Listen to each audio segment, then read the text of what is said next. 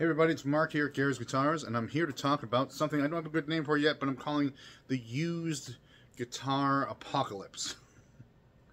Um, this is what it's about. We all know there was a pandemic recently. We all know that guitar stocks were way down, guitar demand went up, guitar stocks went down. Stocks as in like on the shelves. Manufacturers couldn't manufacture them fast enough, distributors couldn't get them in stock. There was a time when in this store, we like to be like half and half new and used guitars. And there was a time in this store when we had 2 used guitars in the whole store. People, you give a musician $1,000 and they're just going to go out and buy a guitar. So there was this big demand for guitars during the pandemic, and people taking the guitar back up again, people getting the guitars fixed, which was good for us because we're a repair shop as well. It was good times. It was tough for me trying to sell like the latest Fender gear because Fender would be out of stock on everything. They would just send me this list of here's the things we're in stock of. Buy one right now. Our sales guy would be like, if you want a Strat, get one right now because we got a few extras, and that would be it.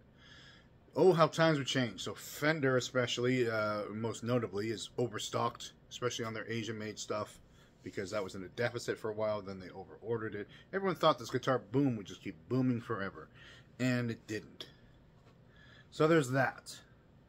Then there's, because people kind of got used to reselling their own gear on Reverb and eBay and that kind of, or Facebook Marketplace or whatever. The idea is you could buy, if you got a deal on something, you could probably sell it for the same money you bought it for, and you would get to try it and see if you liked it and move it on. Those markets have also swelled. And there's going to be a reduction there. And we see the knock-on effect of that, of people bringing in things that they had previously listed on Reverb and weren't getting, their price for, asking if they could sell it to the store or consign it at the store. I got a whole other video I'm going to make about what is a consignment, what is a sale, and why those ratios different and all that. But suffice to say, people want to get their money back. Because what else, when you go to the car dealer, you go to trade in a car, and here's a car you spent $30,000 on, and you trade it in for $3,000. Everyone's like, oh, well, it's an old car, what do I do? But guitars, everyone expects to keep their money or do better in the future, which was great when that was the case, and it often is the case. But this is why I say it's a non-vintage guitar problem, because the market got flooded in the pandemic time with the maximum amount of production. And we also see this with companies like Fender and other Fender specialty brands, which is distributes Gretsch and Jackson and a few other things like that, lowering prices. The prices were going up in the pandemic, so the only thing prices are going down on are guitars. You go to try to buy some tomatoes, and you're out of luck. But guitar prices on used stuff and running sales and kind of things that hurt the store a little bit because they're kind of running backdoor sales. Or that's probably in another video too. What the manufacturers and distributors do to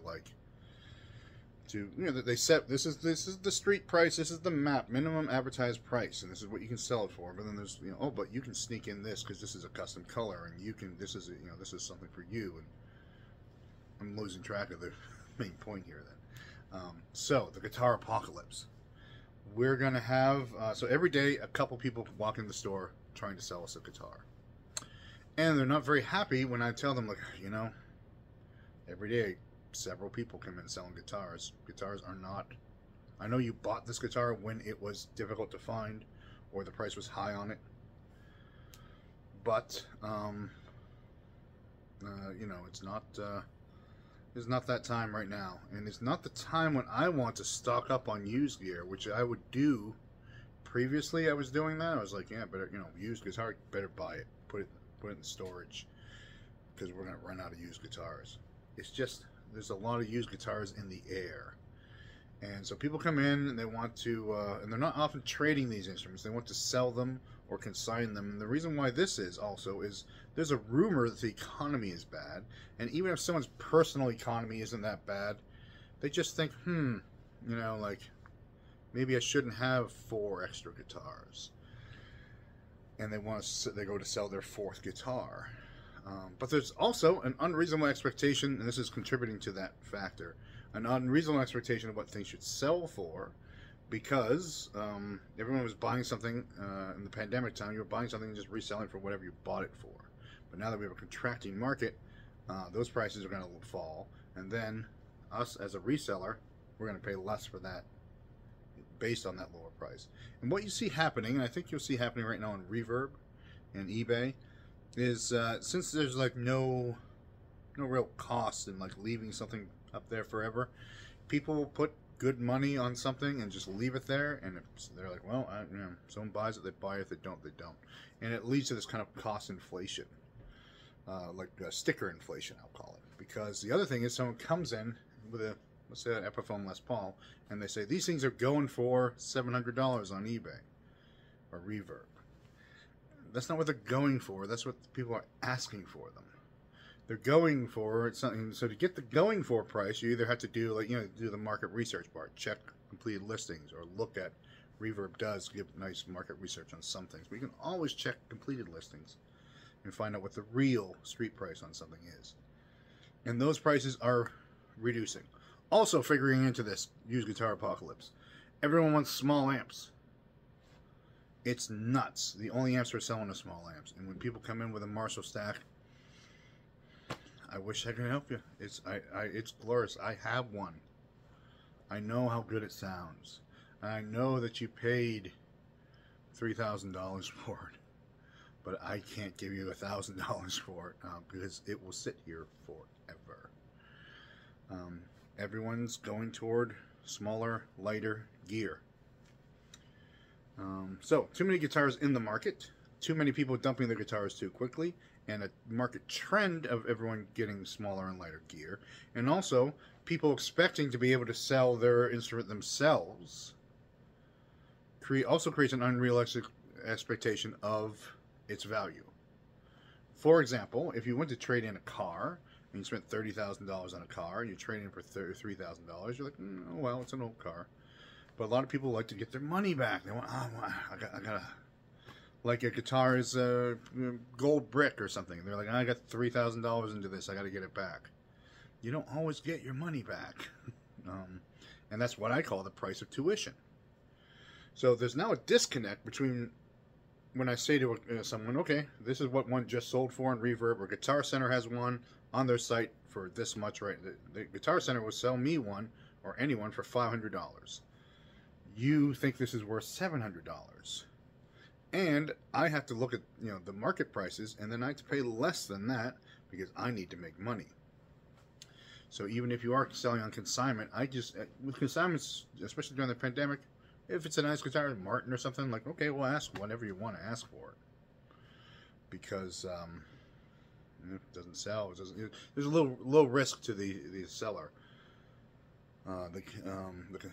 But right now, I won't let consignments come in that aren't reasonably priced either, because I need these things to move, because I need to pay the bills.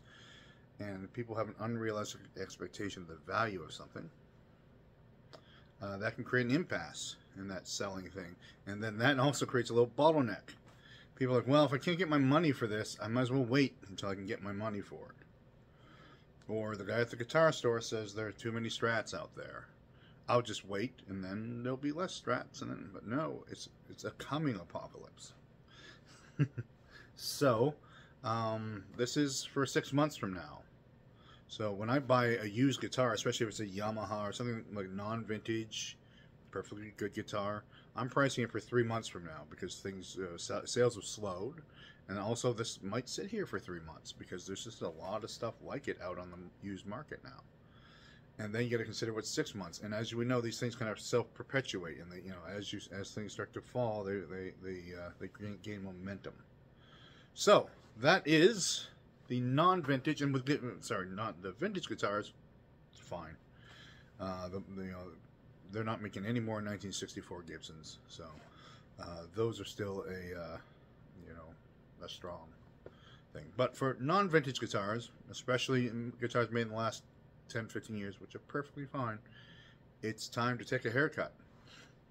Well, thanks for watching, and we'll talk to you soon, and check out all the other videos here on YouTube, and keep playing.